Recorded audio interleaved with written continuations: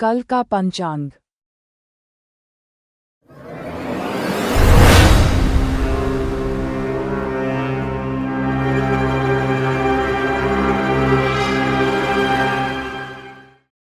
नौ फरवरी 2025 रविवार। पक्ष शुक्ल पक्ष। तिथि द्वादशी शाम 7:25 बजे तक और त्रयोदशी। सूर्योदय सुबह 6:42 बजे।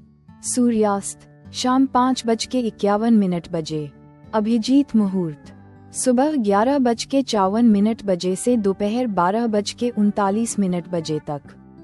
अभिजीत मुहूर्त वैदिक ज्योतिष में समय की वह अवधि है जिसे नए उद्यम, विवाह और अन्य महत्वपूर्ण आयोजनों को शुरू करने के लिए अत्यधिक शुभ माना जाता है। राहु काल शाम 4:28 बजे से शाम 5:51 बजे तक।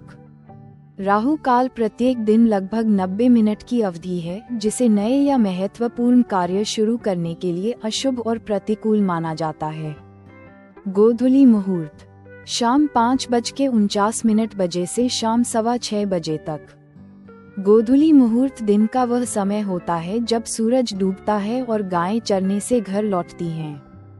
इसे शुभ कार्यों को करने के लिए शुभ समय माना जाता है। गोधूली मुहूर्त सूर्यास्त और गोधूली बेला के बीच होता है, आमतौर पर शाम 5 से 7 बजे के आसपास। हिंदू धर्म में गोधूली मुहूर्त को बहुत शुभ माना जाता है। माना जाता है कि यह वह समय होता है जब लक्ष्मी देवी आती हैं। ऐसा कहा जाता है कि अगर इस दौरान 7 शुभ कार्य किए जाएं तो व्यक्ति धनवान बन सकता है। गोधूली मुहूर्त के दौरान कौन से काम नहीं करने चाहिए? 1. इस दौरान मांगने वाले को पैसे नहीं देने चाहिए। 2. इस दौरान मांगने वाले को दूध या दही नहीं देना चाहिए। 3. इस दौरान तुलसी के पौधे को नहीं छूना चाहिए और न ही उस पर जल चढ़ाना चाहिए। 4. इस दौरान बच्चों को पढ़ाई नहीं करानी चाहिए। जया एकादशी पारणा। पारणा समय 9 फरवरी को सुबह 6:42 बजे से 8:55 बजे तक। पारणा का मतलब है व्रत तोड़ना। एकादशी पारणा एकादशी व्रत के अगले दिन सूर्योदय के बाद किया जाता है। द्वादशी तिथि के भीतर पारण करना आवश्यक है जब तक कि द्वादशी सूर्योदय से पहले समाप्त न हो जाए। द्वादशी तिथि के भीतर पारण न करना पाप के समान है।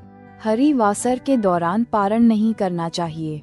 व्रत तोड़ने से पहले हरिवासर समाप्त होने का इंतजार करना चाहिए।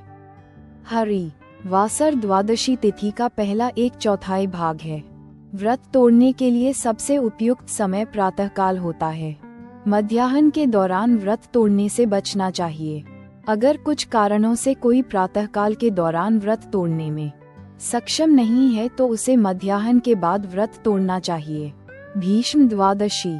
भीष्म द्वादशी एक हिंदू त्योहार है जो भीष्म पितामह के सम्मान में मनाया जाता है। यह माघ महीने में शुक्ल पक्ष की 12वीं तिथि को मनाया जाता है। ऐसा माना जाता है कि पांडवों ने इसी दिन भीष्म पितामह का अंतिम संस्कार किया था। भीष्म पितामह की मृत्यु के 3 दिन बाद उनकी पूजा करने की प्रथा है। इसे माघ शुक्ल द्वादशी के नाम से भी जाना जाता है। इस दिन लोग व्रत, तर्पण और भीष्म पितामह की पूजा अर्चना जैसे अनुष्ठान करते हैं। लोग भगवान विष्णु और देवी लक्ष्मी की पूजा अर्चना जैसे अनुष्ठान भी करते हैं। लोग भगवान कृष्ण और देवी लक्ष्मी की पूजा अर्चना जैसे अनुष्ठान भी करते हैं। लोग तुलसी के पेड़ की पूजा अर्चना जैसे अनुष्ठान भी करते हैं। लोग पूर्वजों की पूजा अर्चना जैसे अनुष्ठान भी करते हैं। ऐसा माना जाता है कि ये दिन सौभाग्य और समृद्धि लाता है। ऐसा माना जाता है कि ये दिन घर में खुशियां लाता है और पूर्वजों के पापों के नकारात्मक प्रभावों को दूर करता है। ऐसा माना जाता है कि ये दिन सकारात्मक सोच लाता है।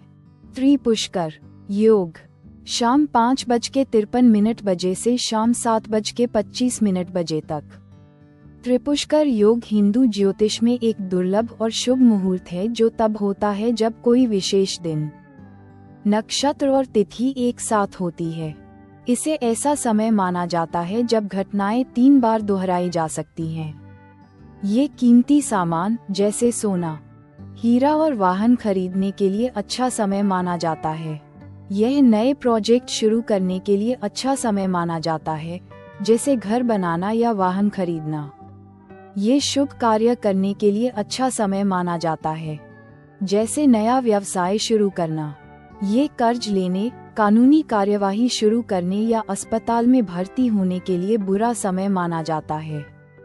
त्रिपुष्कर योग तब होता है जब मृगशिरा, पुनर्वसु और पुष्य नक्षत्र मौजूद होते हैं। त्रिपुष्कर योग महीने के दूसरे या तीसरे दिन होता है। त्रिपुष्कर योग मृगशिरा, पुनर्वसु या पुष्य की द्वितीया, सप्तमी या द्वादशी तिथि को होता है। त्रिपुष्कर योग सप्ताह के उन दिनों में होता है जब मृगशिरा, पुनर्वसु और पुष्य ग्रह मौजूद होते हैं। कृपया अधिक ज्योतिषीय जानकारी के लिए लाइक, शेयर और सब्सक्राइब करें। धन्यवाद।